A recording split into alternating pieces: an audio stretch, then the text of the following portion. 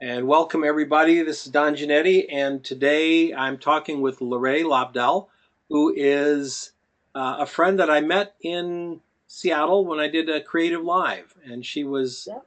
one of the panelists, or whatever I guess they were called at the time. The Uh, host.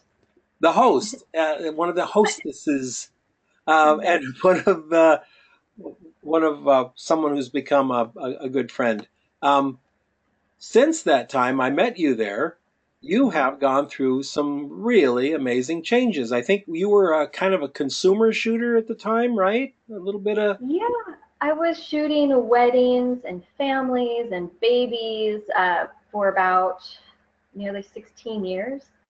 And I had just kind of just tapped out. I had shot enough weddings. I was exhausted. And I was in my late 30s and I was starting to feel, carrying 20 pounds of gear on my body for 14 hours straight was it was exhausting. And at the end of the day, I didn't want to go through 6,000 images from two shooters and edit that much and turn it around in 3 days. It was just too much pressure. And I just felt like there was something more that I wanted to connect with in my vocation. And so I started a personal project while, I think right after I met you, Don, or maybe around that time I was starting to shoot, but when I was at CreativeLIVE, I started a personal project photographing artists in the Seattle theater scene because I not only wanted a personal project, I wanted a new portfolio of working with one-on-one individuals, but I also wanted to see what I could do to the visual landscape of the Seattle theater community. Most of their promos that the Seattle theater was using for advertising, promotions, billboards, newspaper, PR, everything. They were using only shots from, dress rehearsals or even any plays that were rerun. They would grab photos from the previous years or from previous runs. They would borrow photos from other theaters of that play. And so nothing was really original and up to date and content representing the play at that time in Seattle theater. So I kind of just dove in and I made the project mine, and I started just with a couple people at one small fringe theater, and pretty soon they said, oh, you know who you should photograph is so and so. They have a really cool play coming out, but no one really knows about it. And so I would go photograph them, I would blog about them, I'd release a huge social media blast about them and their play that they were in, and naturally their ticket sales actually started going up directly from my own blogging and photos. So then soon all the newspapers and magazines in Seattle were requesting just my images. And so it was just kind of an interesting journey. And then at the end, I had made it a hard date when I made my personal project. And I said, I'm going to photograph everybody for a year. I think it was a year. Ended up being a year and a half of shooting. And then the last few months, I created a very large scale photography exhibit. It's the largest scale solo photo exhibit in Seattle in history. And there's 214 large prints over 4 floors of a historical building downtown Seattle. So that stayed up for I think 4 months there. And by the end, I was done. I was over the personal project. So if anybody wants to do a personal project, 2 years is too long. Keep it to a year. Shoot for 9 months. You know, make your gallery showing. Work on it for 2 months. Get it up there for a month. Take it down. Be done. I know I talked to you during the end times of Mhm. that project, and you were exhausted. I was exhausted. On the weekends, I was shooting weddings still because it was a personal project. It was on my own time and dime. And I was working at CreativeLIVE during the week. I was shooting almost every single evening to earn the trust of many of the Seattle artists and actors and directors. It was necessary for me to kind of dive into their world, and I would network by going to their plays. So I would get comp tickets, I would go network, find somebody else I really wanted to go photograph, and I kind of earned their trust and earned the right to come into their homes, to come into their private spaces, into their private circle. And it was a really long journey. So I was working probably, I would say about 100 hours a week. like easy, Yeah. easy. Yep. Every time I'd catch up with you on social media, you were going somewhere. That was, Oh. yeah, it was crazy. I don't think I could do that again. I don't have the energy for it. So So, anybody in, yeah, it was intense. so after doing 2 years and doing this very Mhm. large show, LaRae was actually so burned out, she moved to Miami to get Yeah. as far away from that historical building and I did. the Well, storeroom full of prints as she possibly yeah. could be. Uh-huh. I also was tired of the gray, dark, rainy, seasons and the cold. I love warm weather. I love sunshine. I live for it. And 3 months out of the year just isn't enough in up north in Seattle. So yeah, I moved down to Miami and basically, which is another country. So how long did it take you to get used to shadows? Oh man, 2 years. I'm still learning. I'm still learning. And in Seattle, a nice part of the day to photograph or people outdoors is 10, 11, 9 or 10 in the morning, and then probably around 5 or 6, 7, 8 even. It's pretty easy to photograph outdoors in Seattle because there's lots of shade, and down here it's bright hot sun. By 9 o'clock you got to be done. Oh yeah, and You got to and be wrapped by 9. you've already had the experience of one summer, right? This will be your second summer there, This will be my second summer. so you've already experienced the humidity, which Yeah. And so basically in August and September when it's awful down here, I'll be going back up to Seattle, which is yes, perfect. It's perfect. uh, yes, I know the feeling when it gets really hot here in Phoenix. Yeah, Try to find some reason, any reason to go somewhere else. And this year, I'm actually going to Alaska in August, so that is perfect. that should do it pretty well. That Uh, that will be an epic journey, man. I'm so excited for you. how did you decide? Uh, how did you let me back up. Not decide, but when you decided to start going more towards the commercial editorial world, how did you restructure your business, or did you just make that change when you got to Miami? I did it as I went along, and there was a lot of hard knocks of life I had to go through because, wedding photography. Luckily, I guess I already had knowledge of contracts and some usage rights, and so I knew some of that lingo. And so once I started photographing the artists in the Seattle theater community, they started sharing them. And so I started, and I made so many mistakes over and over and over, like releasing the photos without any caveats saying, you can't sell these to another magazine. You can't release them to this, I need photo credit, things like that. So I had to kind of learn the hard way, which I don't regret because once you make that mistake, you don't make it again. Oh It yeah, sticks with you absolutely. for sure. So I kind of learned, and I just kept diving. And luckily, I'm really blessed because around that same time, CreativeLIVE, a lot of their focus in the beginning was a lot of wedding and family photographers, and then they started inviting editorial photographers, lifestyle photographers, corporate photographers, and they shared a lot of their business and approach to their side of the vocation. And so I was able to kind of pick their brains, not only on the show live, but also, during lunch breaks or afterwards, say, what was that, what's that program you use? Oh, okay, photo, photo quote and things like that. And to this day, I always I feel weird, but I do go to some of those people I respect very highly and go, hey, do you remember me? I was your host, and I still have this question about, usage rights with this. What's your approach? And here's the business. Or this company used my image as a Facebook ad without my knowledge. The other company gave it to them, and how do I even approach that? So I ask questions all the time, still to this day, because I don't know it all, and no situation is the same as the last one. Every company, every person is unique, even though you're dealing with a company and not a, a regular consumer. It's still a unique situation, and so you still have to treat it as such. Yeah. I think one of the things that that's fascinating to me is how many times people will say, well, they used it for a Facebook ad. Is that a big Mm-hmm. deal?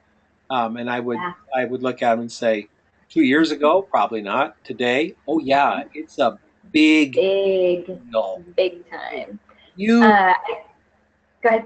It's huge in as far Mm. as reach, and we don't know. Honestly, when you see that Facebook ad, we don't know if they bought a $25, couple of thousand people Nope. thing, or maybe they bought a $5,000 and they're going to go out and reach about 4.5 million people, which is 2 times more than they're going to reach in any local magazine. Mm-hmm. So Absolutely. it I is. can share. It is a huge deal, and I can share one instance in particular last fall that actually happened. And it's a very well-known film company, and they had a very small offshoot company that they were starting, kind of like a documentary uh, website where you could subscribe and watch shows and movies, old and new, that were recommended by famous people. And their very first ad, it was actually, they used one of my Dan Savage images, and the ad said Dan Savage collection of his favorite movies on our channel. And that was the ad. And I actually was just on my Facebook feed one morning in bed, and I saw that, and I was like, whoa, screenshot. And then I went to my computer, screenshot, took a print screen of that, and then I ended up calling the PR for Dan Savage, going, hey, this other company is another company, they're using it as an ad, and that's not cool. I gave you permission to use it for promotional use. That was our agreement, and we had those terms already laid out.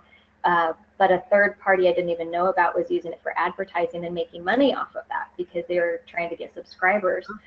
In the end, I ended up talking to their head attorneys in New York, multiple attorneys, and the CEO of this very, very large company. And that was nerve-wracking because, basically you're going up against a Hollywood company and their attorneys. I didn't have any experience in that, but I knew my rights and I held my ground. And I said, well, normally photo usage for this one image as an ad reaching national level would make this much money. So I ended up negotiating with them. I made $1,100 for their 2-week ad. Yeah. And they took the image down and they took the image down immediately. Yeah, and that probably was they were probably happy to pay that little for what they would. Yeah, and that's. Yeah, I could have gone over after them for a lot more, but I didn't want to because I respect Dan Savage and I didn't want to make it messy on anybody's part, but I also wanted it to be fair and make kind of the rules clear, because if they're doing that to me, they're also doing it to other people and other photographers and artists out there. I think it's also an important thing when you're doing photographs for celebrities or young actors just starting out and stuff, that you have a contract with them that lets them Yes. know if the magazine calls and says, do you have any photographs? You can refer them to me and I will sell them the one I did to you, or you can give them one your brother took or your mother took or whatever. I don't really care, but you can't give them mine. Give them a selfie. Yeah. And so I have that in writing with them and his attorneys and everything. So it was just one image because, yes, especially with celebrities, they have multiple tiers of PR. So sometimes they're in multiple states and they don't all communicate. And so it's just a matter of just being on top of them. And Yep. I'll do Google searches for the celebrities I shot and really well-known people. I'll do Google searches and I'll see who's using the images where. And if it's an issue, if it's being used for an ad or no photo credit is given, I contact them and send them a bill. That's the way to do it. So, it's business, it's not personal, and that's the hardest thing to get over. Yes. When you decided to go out and be an entrepreneur, because that's pretty much what you are. Oh, by the way, is Photo Sister still around? It is. I have not blogged forever. I was wondering. So, okay. Yeah. So it's, Yeah. Yeah, my accident last October it kind of shook me up from head to toe. And, both there's a physically and lot of, mentally, huh? and yeah, and there's a lot of new thoughts in my mind, and I've just been sitting quietly, kind of experiencing life in a new way, and not expressing everything, but feeling it, and deciding what this new chapter holds for me, and how I want to express that and share that, and help others in a different way. Well, let me ask So you about the accident. You had a meeting with a tree. Is that what it was? I did, yes, Yes. yes. Car versus tree. Tree, I Car understand, has tree. has won Yeah, first round. It was my first car accident I've ever been in, and it was we were just on a back road. I was a passenger. We were just on a back road going 40 miles an hour, and one of the tire blew on the car in the back, and it was a rear-wheel drive, and we just started spinning out of control, went through somebody's fence, and just got stopped by a big old tree, and had 5 breaks and fractures on the right pelvis, including my tailbone, 2 in my tailbone, and like my pubic bone and everything. So I was in a wheelchair up through the end of January. I've just And started walking again unassisted about 4 weeks ago. is it coming back? Getting Oh around? yeah, Okay. yeah. I couldn't wait to get going. I was like, okay, I'm gonna now be a jogger. I'm now gonna take up running. No, I'm not. It's funny because I have all this, I want to do things. I kind of overdo it sometimes. So I can sense like, oh, okay, that's still broken and I'm still healing. It will take up to a year to heal. And there's times where I overdo it. If I walk too much and overexert myself, I can definitely feel it, and then I'm, down working from the sofa or my bed for a day just to rest back up. But it's a long process, and just learning to be quiet. I'm a super accomplisher. My self-worth my whole life has been by doing and accomplishing things. Um, that's only when I felt good about myself and felt self-worth. And being wheelchair bound and needing someone to wait on you hand and foot, waiting for someone to help bathe you for months, just the simple everyday tasks, is very humbling, and I learned a lot, and I allowed myself to learn and to feel a quiet space and to love myself and accept myself for just being me in my PJs on the sofa or in bed and not do anything. And it's kind of, the whole thing was very challenging, and overall I find it a great, great blessing. And I thank God that He protected me, one, and it could have been so much worse. My doctor said I dodged a bullet. Every time I see him, he's like, kiddo, you dodged a bullet. Because I had one good leg, one good hip. So I was able to get back on my feet sooner than later, and I could have also died very, very easily. And I'm glad that I learned all the lessons I needed to go through that. And it made me a very much wiser and stronger person. When you I think you are a wise and strong person. I noticed that right off when I first met you. When you decided on this path of entrepreneurship, because you've been doing this for a long time, you've had little jobs on the side, etc., but it's pretty much you're driving your boat. What did people around you? Were you supported by your family? Like, great, LaRae, don't get a day job, go off and be a photographer. No, not at all. I'm so um, shocked. my my family's been interesting this whole time. Um, I love them all very much, and like my siblings, my immediate family. So let's just talk about my immediate family. My mom wanted me to have something stable, or to have a husband to give me stability, and I'm like, but I want to do it on my own. And so yeah, so mom's always been hesitant, whatever you can do. She's been just because it is a struggle. Being a freelance photographer is a struggle. You do not have an idea where your income is coming from week to week or month by month. You just don't. You know, you might plan as much as you want and have as many contracts as you want, and inevitably they all, you know, something goes awry, and then you panic. So my mom always wanted stability for me, and she does to this day. And so that's why I'm doing, I think, more and more teaching and instructing now and consulting, because it gives me that little bit of stability I definitely need. and she's happy about that. My dad, I think I take after my dad more than anybody. And my dad has been very supportive this entire journey. It's been nearly 20 years now. And he always instilled in me that without risk, there is no reward. And every time you risk, you're gonna fail. You're gonna. Yeah. You're absolutely, 100% you will fail. You might not fail the whole thing, but you're gonna fail a portion of it. And the thing is, the whole point is that you can't achieve anything in life grand or what's the word I want to say, anything notable out of the norm, without risking yourself, without being vulnerable, without putting yourself out there. And nobody likes to fail. It's awful. It's embarrassing. It's probably more embarrassing to yourself than to anybody else, you know. But Dad taught me to risk. Yeah, you have to. If you without, want to stand out, if you want the things you want in life, you have to risk. everything worth doing is a risk. Everything worth doing. Absolutely. And everything that's worth doing has a very high probability of failure. A very high probability. 99%. Yes.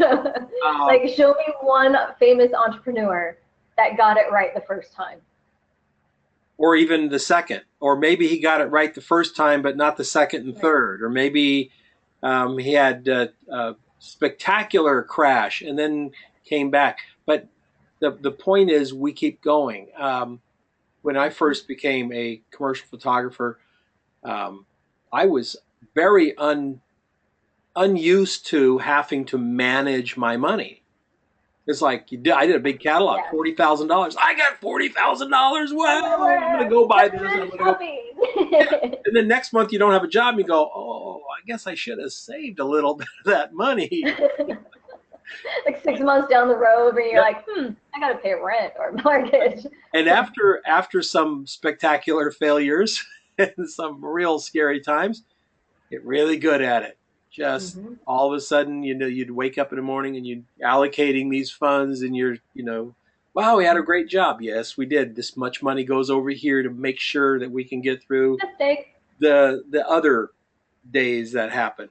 Well, that's really cool that you're doing that. I would love to see what you're up to. I've given you control of the screen, so you want to take us through what are you really more into, your portfolio or your projects? Well, my projects always end up as my portfolio. Good. So I'll probably hop over to my blog, because that's the stuff that I really want to bring over into. That would be great. Let's see what LaRae's been doing in the last. I'm going to add one little tweetable here at the very end, just to wrap up that pretty thing about failure. But failure is an essential and inevitable part of success. Absolutely. And it's about how you pick yourself up. So absolutely. Anyway, there's my one little thing. Oh, more than one. Okay, let's go to Photo Sister. Here's my gear page. It's interesting. I get a lot of questions often about what gear I use, what my favorite bag is. And so if anybody wants to know, just go to photosister.com, and under the resources, you'll see my gear page, and it has all the click-through, link-throughs to that. And it's very important, by the way, to know what kind of bag a photographer uses. I use Ziploc bags. No, kidding. Actually, I have Ziploc bags in my big bags. Yes, I do too. And again, it's one of those failure things. All you have to do is be caught out in the rain one time. One One time. time. And It's wonderful for putting little things like batteries and you know, cleaning cloths and things like that. Just your little essentials I put in there. So kind of after every shoot, within a month or two, or after it's been published in a magazine, I'll blog about it.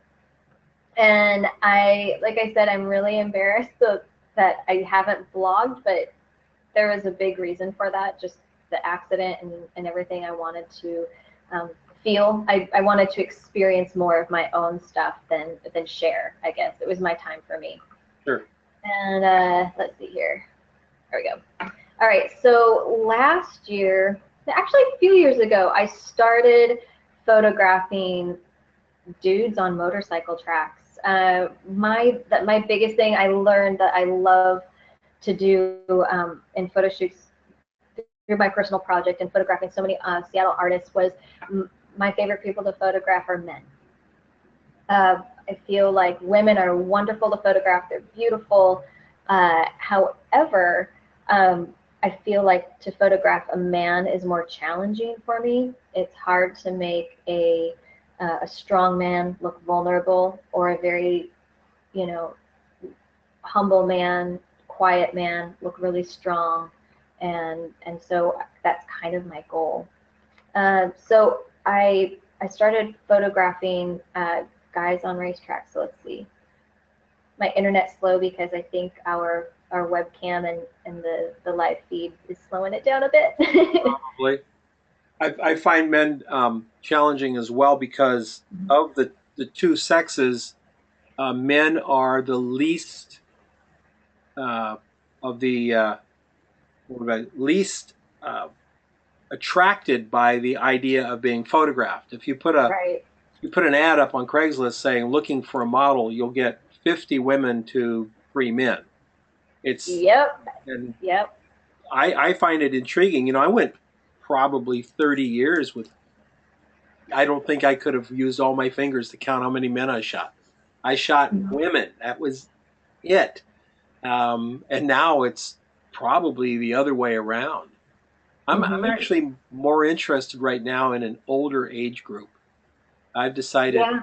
that I'm not the guy to go out and shoot the teeny boppers and the millennials and all that. I'm Yeah. much more interested in the 40s to 65s and older who are doing cool, neat things. Cool thing. Yeah. Exactly. Just something different. People that are taking a risk themselves. Yep. And I think that's why I found myself photographing these men on the racetracks, is that these dudes are ballsy. I'm sorry, but they are, I mean, they're putting themselves on a motorcycle on a wet track going, what, 150 to 200 miles an hour on a curve, and they're fearless. They're absolutely fearless, and they are some of the most reserved, quiet, humble, shy people I've ever met in my life. And I guess I never thought of that for guys in sports. I just thought they would all be kind of, you know, boisterous and out there. So basically I started, let's see, with Moto America. Oh, I hit America, not Moto America. Sorry. Go to the categories again. Moto America. There we go. So I first just kind of photographed guys. You know, I would go to the racetrack with my ex, and he would work, and he was a master technician, so he would actually build super bikes, Ducatis, and so I would just go hang out with him and the guys on the track, and they're a very machismo type of group, and they're very reserved, and I was like, hey, I want to do this thing kind of in the same vein as my personal project with the Seattle artist. You know, I want to just kind of do a character study of them, but I wanted it all in black and white. And so but these guys don't give you the time of day really. So I ended up, and they wouldn't come to me or my studio or wherever. I just had to make up a pop-up studio right there on the spot. And so I basically took 2 black velvet curtains from a Goodwill. I think I got for $3. And I A-clamped them to the side of a trailer, or the tent pole, like the tent poles that they work under attached to the trailers. And then you can either gaff tape, I would either gaff tape it to the trailer or clamp it to the actual tent poles themselves. And then I only use natural light. Sorry, these are loading so slow. I only use natural light. And the photoshopping I did was very limited. I used Lightroom, and I kind of make my own master recipes of my black and white. So, you know, I actually changed the tone a little bit, and so it kind of has like that that warm Ilford film kind of look. Sure. And I also added texture and grain to the photos because I wanted it to look like film. And so I just wanted to do simple character studies of men. This is a writer, and he's fairly well known. He's in the Moto America circuit. He was an AMA pro writer. And so, again, he was kind of reserved, but he has this, you know, early 20s, very, very confident, but very quiet. And, you know, he gave me a few minutes of his time, which was more than probably I've had with anybody. And he was one of the first guys I photographed for this series. Once the series got going and people could see it, was it a little bit easier to get people then involved into because you could show them what you were doing? Yeah, the first series I did one weekend. I just did 4 guys. So here's another guy. And he's just a jokester. He's not reserved at all. And but I love this one. And with everything, people always have this question about watermarking images. On my blog, I watermark because I find they get shared a lot on social media, so that's just one way of protecting myself. On my website for my portfolio, I do not use watermarks. So I kind of did this series of just guys. Let's see. So I did the series of 4 guys. I printed that out, and then I created a document that I took, and one whole page was an explanation of this personal project, photographing guys. I just need a couple minutes of your time, pop-up studio, yada, yada, yada. And I found out that there was a huge Moto America race in Wisconsin that I was invited to go to last May and June. And so I basically took this sheet of paper explaining the project, and the second piece of paper was a model release. And I went to tents and basically gave my spiel over and over and over. And I borrowed somebody's handmade wagon, and I just said, hey, I have my pop-up studio here. I'll just hang out here in your tent for an hour, hour and a half, and whenever your guys, you know, have time in between races, I'll just photograph them. And so I literally just hustled, and I had to explain myself over and over and over to every single person. And it was scary because they're like, tough guys are like, what are you doing? Oh, you're doing an art thing. Okay, I heard that over and over. Oh, you're doing an art thing. Well, and so I just did. These are guys who are not used to being on this side of a camera, or even having people want to photograph them. Exactly. So like this guy, he's the regional head director guy for Dunlop tires. So he's in charge of most of like the South. So he goes to every race in, you know, Tennessee, Alabama, Georgia, here in Florida, and he's got a trailer and an entire huge crew of guys. And this is his crew basically from here, this guy. Most of these guys right here are all in his crew, and then this starts one team. But I basically hung out there for an hour, and I'd have to explain it to every single guy what I was doing and ask for their model release. So I had my kind of spiel, and every guy, they're like, okay, you want to take a photograph? What is this for? Well, da da da da da da. So I go through it, and you get better at it every time you talk about it, and then in the end, I would basically, how I would keep track of everybody, I would have them sign their model release and hold it up in front of their face, and that was my first shot. Literally a mug shot. It was totally a mug shot. That's the only way I can do it too. I can't like number, this is such and such frame. I was just like, dude, hold it right there. Thank you. Click. Yeah, you got to totally toss it out. So I'm just kind of getting. Now I use the one on the phone on my iPad actually. Oh yeah, I have an app for that also on my phone. But release and model release, and I'll email it to them right then and there. Yeah, and it'll hook to your camera, so you can take a photograph of them with your iPhone or your iPad. Take a photograph, and then the photograph attaches to the model release, which is pretty cool. Mm-hmm. Awesome.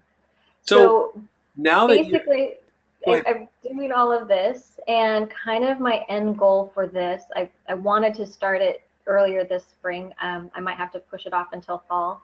But now that I have all these guys, this was a large team of people I photographed, a well-known team with a couple famous writers. This guy is just a beautiful face, lovely character. Basically, I want to take this and kind of go to the pro circuit, like the MotoGP circuit, which happens all over the world this summer. And I want to do I basically want to make a big project out of it and possibly get paid for it. See if I can get a sponsor like Red Bull or Monster. Worst they can say is no. But now I have a portfolio of all these guys, and it's not being done in this field. No one is doing this in this field. They're only photographs of guys on their bikes, fully geared up with helmets on the track. No one knows what these guys look like. I love the idea. I love it. Yeah, no one's doing it. It's actually an idea no one's doing. So, then this was fun. So these three brothers, they're all writers. This guy, he's just getting into the MotoGP circuit. This guy is in the young group. And then they're all three brothers, and this is the youngest brother.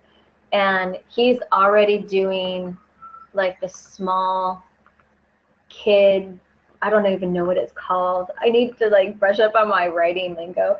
But basically, for little kids that are 4 and 5, he was 4 years old, about to turn 5. And they're on little tiny dirt bikes, and they race. And so he's the youngest rider I've photographed. But he's a ham because he's just the youngest.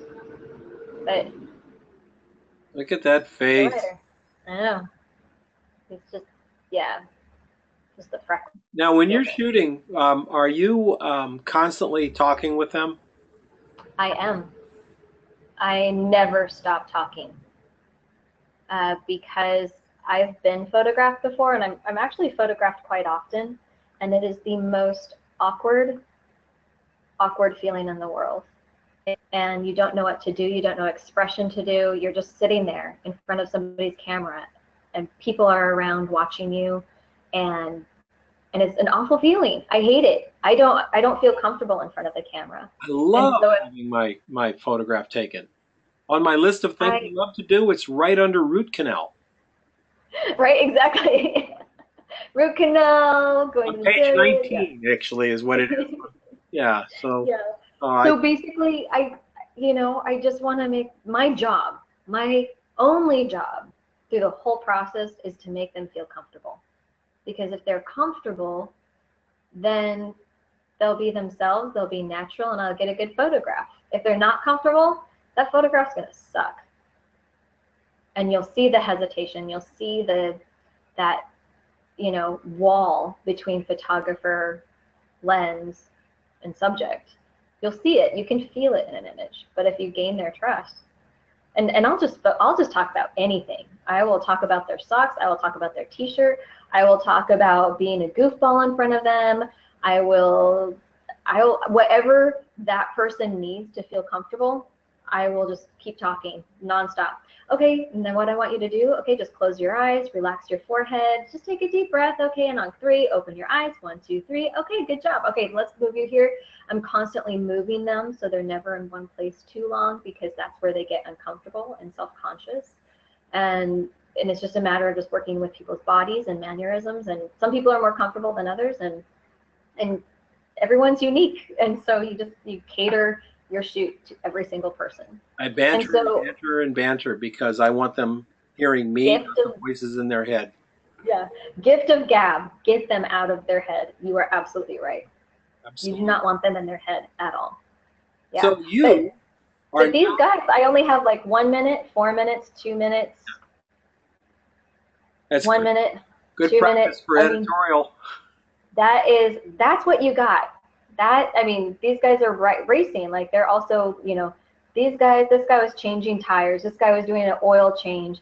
And this whole team of 10 guys is around one bike doing massive work on a bike so that he can run out, get on it, and go right around the track at 200 miles an hour and put his life at risk. And they're all giving me 1 or 2 minutes here and there, and that's all you get. That's it. That's very cool. I think that's what you get with the president, right? That would be a good goal. I'm ready. President, I'm ready. I remember reading, I think it was Andrew Hetherington or something, supposed to have 30 minutes with Celine Dion, and she gave him 3.5. So oh, yeah. You better be ready, because these people, they don't work on your time schedule. You've got to work. Nope. And, gear-wise, just a little tip when you're in this situation. I love this. I love giving myself this challenge of fast shooting and getting a usable portrait within just seconds. But I always have a second camera ready to go. If anything's happened with that first camera, I can toss it down and grab the second one. And it's a second, it's a different camera, has a different lens on it, but you know what? I can make that work. And usually that's set for natural light automatically. So if for instance, the first setup I have is with lights, off-camera lighting, I will have a second camera ready to go with just natural lighting, so I don't have to fuss with anything. Natural lighting is my comfort zone. It's what I started shooting with, and so that's my default. If anything happens, we can get a beautiful portrait with just natural light. Absolutely. Do you work alone? Mm-hmm. I do. I feel actually more confident working alone than with someone else. Well, I take that back.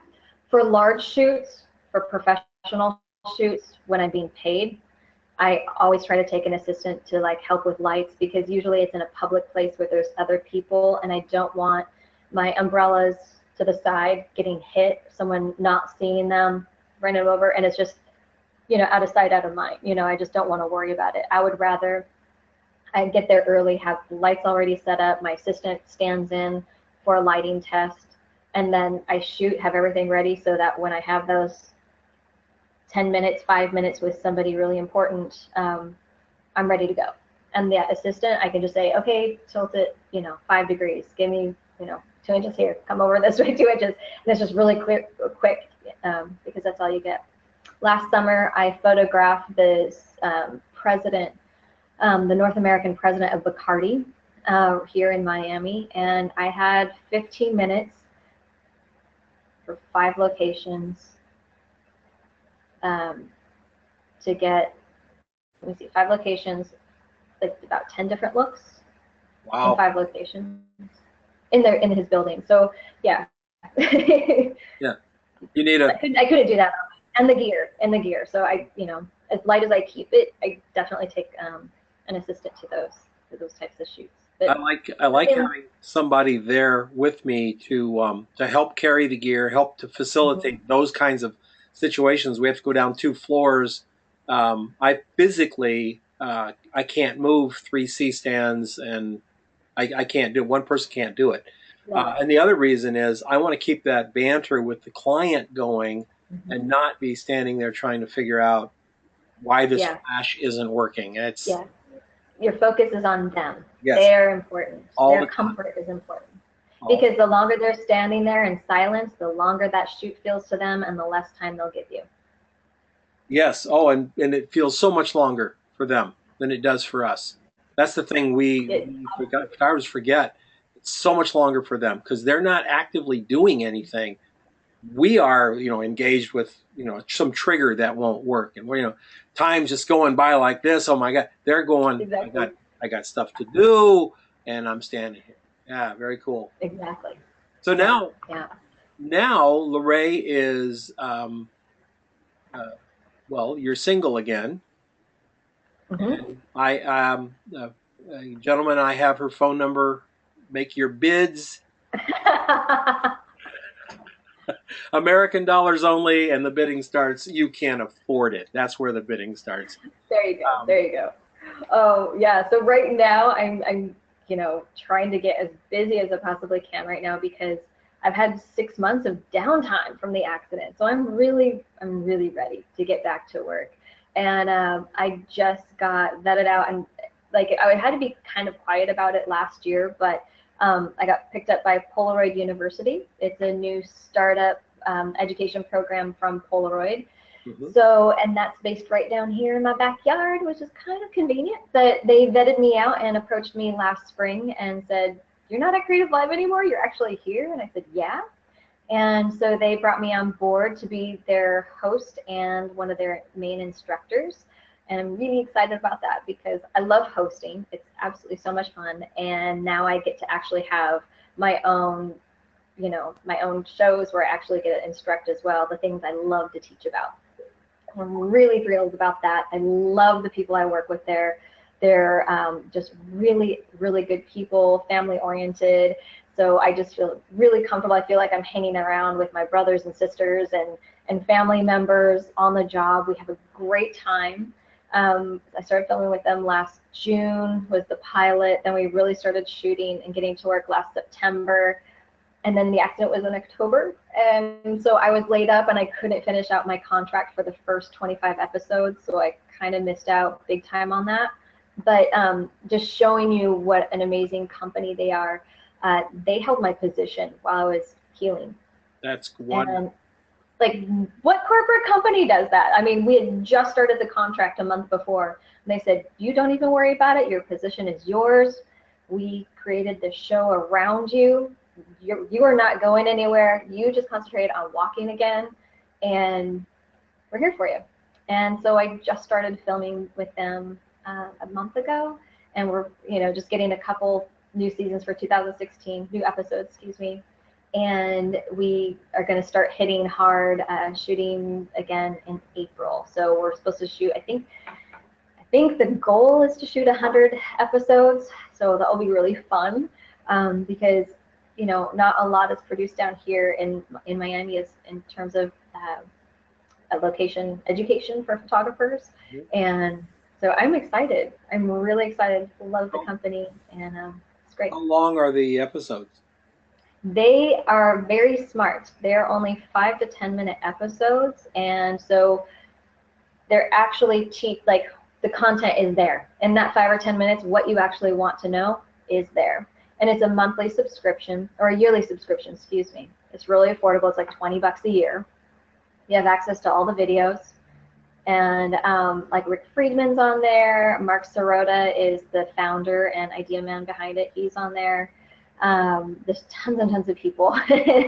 Really wonderful, great team I get to work with, and yeah, the episodes are really smart. So they'll have 5 to 10 minute episodes, but they'll have one instructor continuing on. So I think Rick Friedman did a whole I want to say at least a day or two on lighting, but it's chunked up in little tiny segments. So you don't have to watch 8 hours to get through the content of what you actually want. It's like, oh, that's exactly what I need. You can click on it. That's very cool. Yeah, I like that approach because right now it's hard for me to go back through some of my old CreativeLIVE classes, and it's like, oh, what was that one question I asked, because I really like what they said about this, and I can't find it. There's just so many hours and hours to go through, and it's like, nobody's got time for that. So yeah, and when you're on the go or when you're on location, when you're actually in a shoot and you need that knowledge really quickly, they're at your fingertips pretty easily. That's great. That's fantastic. It's wonderful that they held your position and that you're back at it. Yay! I'm ready. I'm definitely ready. So let's say we're a year from now. What are we going to look Okay. back on, LaRae Whew. 2016, the Oh healing man. year, and what are we going to see? Where are you going to be this time next month? I still have some things I'm not talking about that I have, like cooking. So you guys are going to see a lot of different changes in me. But I'm also going to be rocking it. I'll be teaching a lot. Not only will I be, instructing on Polaroid University and hosting there visibly to online world, but I will be giving private classes and consulting here in Miami, which I'm really excited about. I'm going to be traveling a little bit, mostly down south here, and kind of discovering more of Florida and my own new backyard. And trying to think. Let me I'm get not a I no longer like set goals anymore. I don't know. Like I kind of say yes to everything now, very carefully say yes. Yep. But if it's a legitimate, really great idea, or I'll say yeah and do it. Absolutely. I would really. I definitely. I guess I said I don't really set goals, but one of the things I have had on the back of my mind since last year was actually doing the MotoGP circuit, and so hopefully I can, get my foot in the door and actually start that, making that happen and come to fruition. LaRae, we got room for you on the Alaska trip. Yeah, I don't know That, how to ride a motorcycle. I don't know how to ride. that would be an issue, but at the Right? end of the trip, you sure as hell would know. Right? Let me give you an advice. My style is more like the sidecar. I'll just hang out in the sidecar, Snoopy style.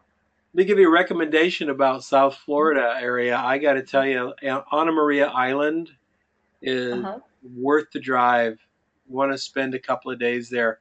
One of the bed and breakfasts. It's just really, really beautiful.